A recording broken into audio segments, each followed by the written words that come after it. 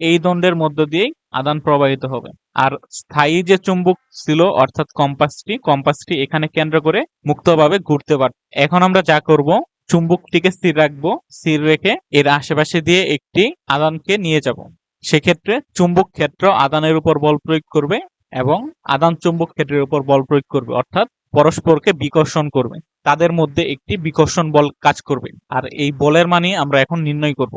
আচ্ছা, তাহলে এখন আমরা দেখব যে একটি গতিশীল আদান কিভাবে চুম্বক ক্ষেত্রের সাথে ক্রিয়া করে। একটি স্থির আদানের উপর চুম্বক ক্ষেত্র কোনো বল প্রয়োগ করে না। একটি স্থির আদান থাকলে ওই স্থির আদানের আশেপাশে কোনো চুম্বক ক্ষেত্র সৃষ্টি হয় না।